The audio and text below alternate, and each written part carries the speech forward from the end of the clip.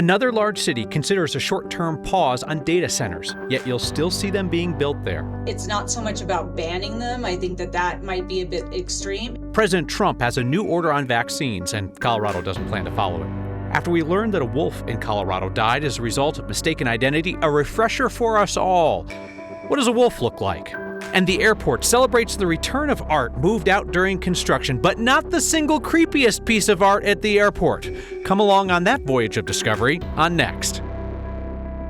The news is not about predicting the future, but I feel pretty solid in predicting that the next couple of years are going to be full of people asking, why are data centers being built in cities that have banned them?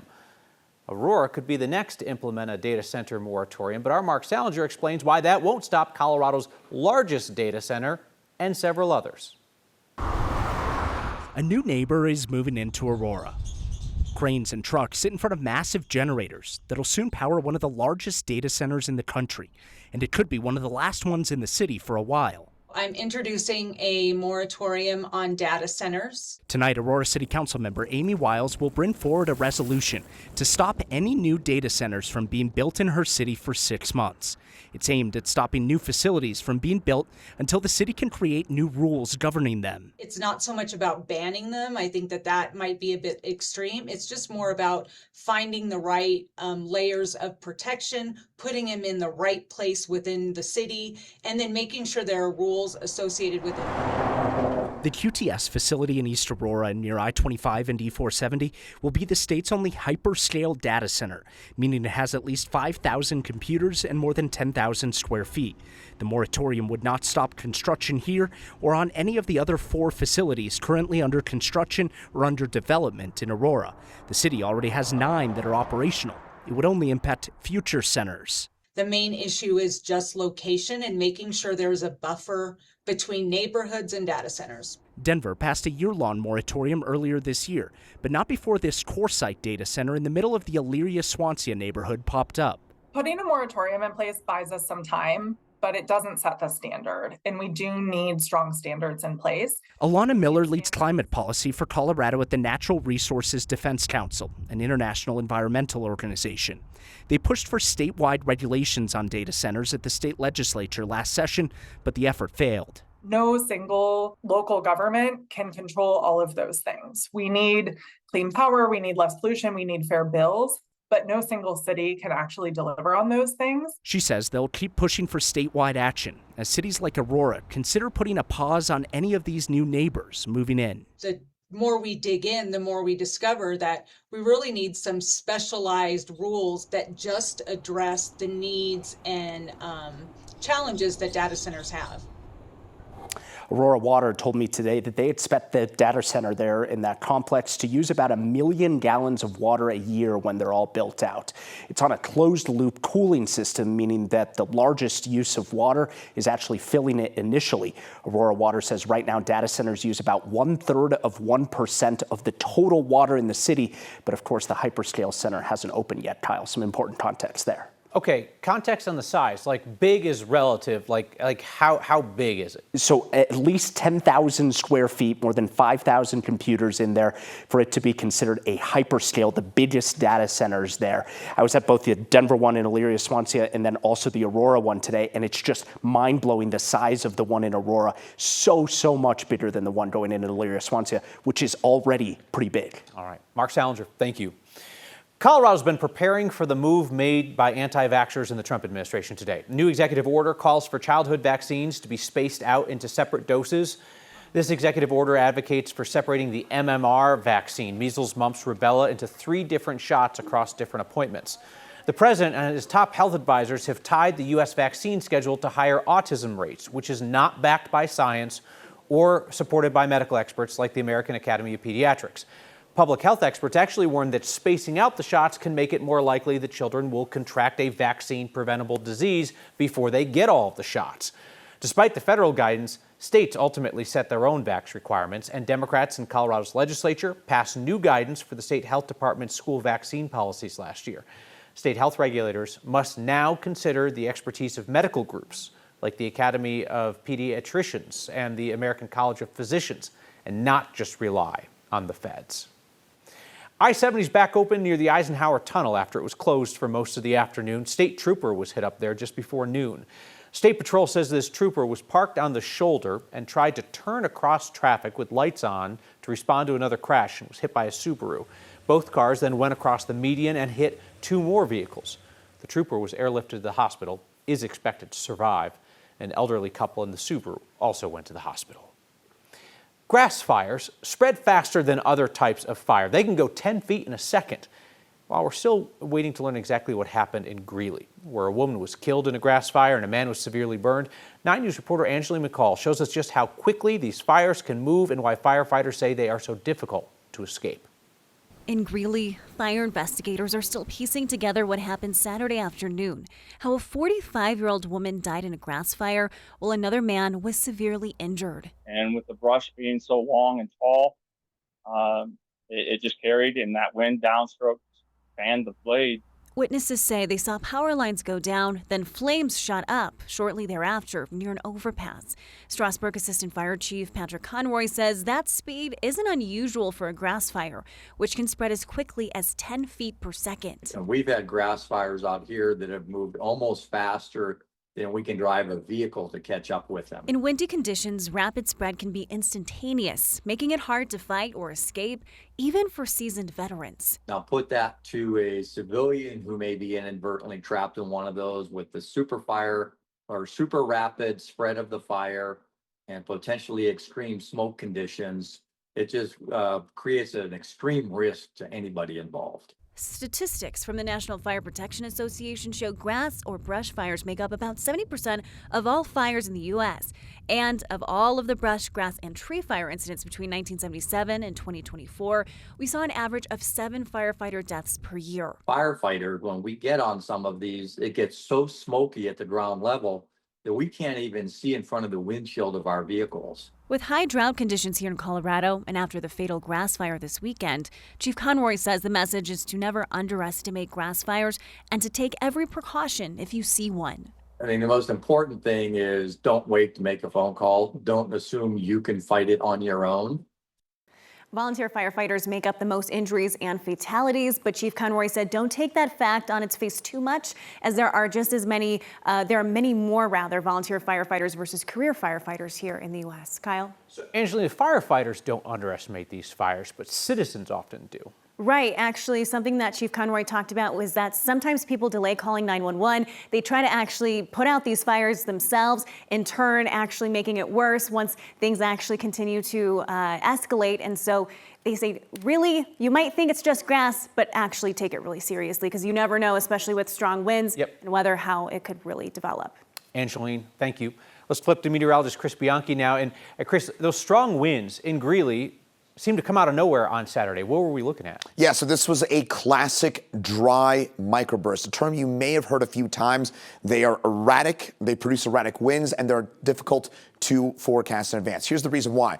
This is kind of an overall snapshot of what a dry microburst looks like. What you've got is a cloud base here, and you've got rain that is evaporating before it hits the ground. But when that rain is falling into that dry air at the surface, it evaporates. We live in Denver. We live in a dry place, so we've got usually a lot of dry air at the surface, which means that rain is mostly evaporating before it hits the ground. Again, this is a very common setup that we get in these summer months. That colder, denser air rushes down towards the surface. The result, you get these dry microbursts, and these can make it a very, very difficult setup for a lot of these fast-starting grass fires, because as you heard from that firefighter a second ago, these can spread very quickly because these microbursts, sometimes they can be as strong as 60 to even 80 or 90 miles an hour, but they're very localized and difficult to predict in advance.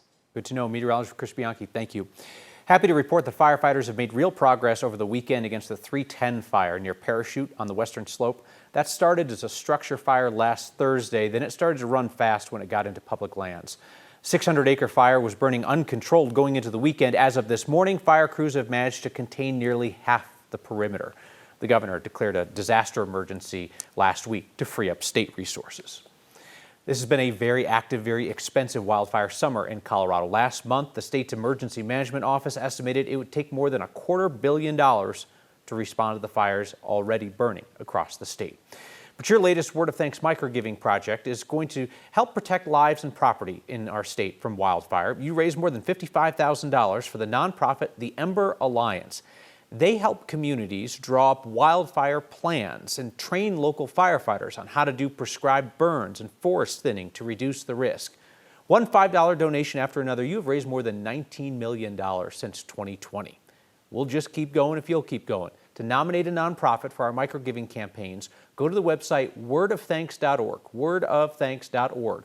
That's where you can see the impact from your 300+ weeks of giving so far and suggest where we might direct that community generosity next. Colorado's wolves continue to drop like flies. The latest former wolf, a victim of mistaken identity. So tonight, we're going to do a little Wolf 101 around here. The airport brings its art back out after years of construction, but the single creepiest piece of art at the airport, and there are several contenders, is going to stay in storage. Why would we talk about food? Well, food is an integral part of a community. Douglas County is inviting folks to pull up a seat and learn a bit more about the folks putting food on the table. Next. Colorado is where wolves are brought to die. Voters in urban areas outvoted rural Coloradans and forced the reintroduction of wolves. And now we know what happened in January to female gray wolf 2504. She was killed by a case of mistaken identity. Hunter thought she was a coyote. The hunter's not going to face charges because the person fessed up immediately. It was an honest mistake. So, with the hopes of preventing future such errors, we are starting a segment here on Next called Is It a Wolf? Hopefully, we'll only need to run this one time, but we're committed to doing it for as long as it takes. This is a wolf. This is a governor, really jazzed about reintroducing wolves. This is a coyote, much smaller than a wolf, like 2 to 3 times smaller. Coyotes howl, but their howls sound yippy and excited.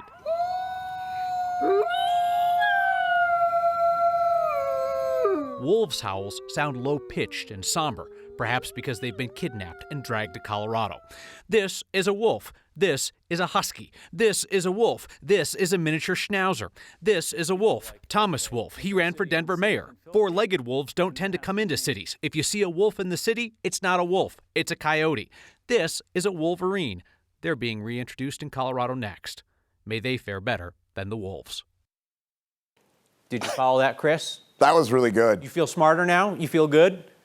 You're not going to shoot a wolf, are you, Chris? So it was good. No, it was good to hear the last part about the urban areas thing. Yeah, if you see a wolf in the city, not a wolf. Not a wolf. Not a wolf, it's a coyote. Got it. Got it. They're in the not that you necessarily want to take a crack at it in your neighborhood, but not a wolf. But not a wolf. That is very, very encouraging. And, well, transitioning straight over to weather here. We're in the 70s and 80s tomorrow here in the high country. We're in the 90s and 100s. The wolves are not liking this forecast here in the mountains with another hot day ahead. But if you're looking for some relief from this just oppressive summer, we're going to finally push this area high pressure. This is one that's been stagnant over the southwest for the last couple of days. That moves out. That allows monsoon moisture to creep back in. And the result, we got a stormy couple of days and a notable cool down for Thursday, Friday, and Saturday. Almost kind of sort of fake September vibes coming up Thursday, Friday, Saturday. But hey, for the first time in a while, we're going to have a stretch of about 4 or 5 days in a row with below average high temperatures and very good storm chances. And I would highlight Thursday and Friday for those best chances for showers and storms. Hot until then. Colorado could really benefit from a friends and family cell phone plan. A state audit says the government paid more than $10 million for phones last year, including hundreds of employee lines that were never used once. The audit found that state agencies paid Verizon, AT&T, and T-Mobile more than $10 million for cell phones and cell phone service last fiscal year, but that's pretty much where the accounting ends. The audit looked at 5 agencies that spent the most on phones: public safety, corrections, natural resources, transportation, and human services. They spent $6.7 million on cell phones and service for 10,000 employees. That included $173,000 for 400 phones that were not touched. The departments say they need those phones on hand for emergencies and that it's more expensive to cancel the contracts before the term is up. After years of construction, DIA is getting out its art again, except for one especially weird piece that's going to haunt the vault for a few more years. next. Denver International Airport's all excited about the return of artwork stowed away during their years of never-ending construction. But there was not a single word today about the single most soul-sucking, horrifying, makes you question whether it is worth it to still be alive piece of art in the airport. Not Lucifer, he's outside. He's the single most soul-sucking, horrifying, makes you question whether it is worth it to still be alive piece of art outside the airport. Inside, that distinction goes to a mural officially called Children of the World Dream of Peace, which you might know is the mural with the dead soldier in the gas mask clutching a long rifle. His children hold an enormous sword over him, and other children hold bundles of other swords. Honestly, a great conversation starter if you have young kids with you at the airport. Daddy, what's that? Keep moving, girls. Daddy, I want to hold a sword like that. Let's go, girls. Is the man in the scary mask dead, Daddy? Yes, girls, he's dead. Let's get on the plane and go see Grandma. That particular piece of art was nowhere to be seen or mentioned in the airport's announcement today about the return of all of its displaced art. But I'm a curious cat, so I asked. The airport told me that that particular mural is not being brought out of storage until 2028. Look for it then on level 5. Or don't if you don't want to have to explain it to your kids when you're in a rush. As we celebrate Colorado's 150th birthday, Douglas County is looking back on the history of our food. Douglas County has a rich history of having ranching and some other farming. It looks a little different now, a lot more urban. It is part of the bigger Metro Denver area, but at one time there were a lot more ranches than you see today.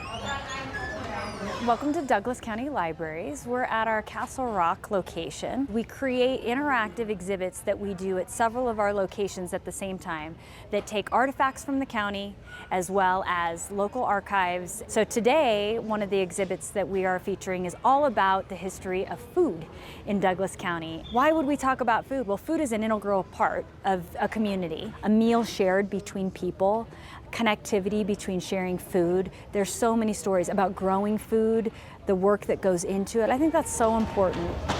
Each library has different artifacts that are on display right now. These are different pieces from our historical Douglas County repository. You can see there's old recipe cards in here. One of the things I love though is these recipe cards are from people who lived in Douglas County. You can see them, they're handwritten.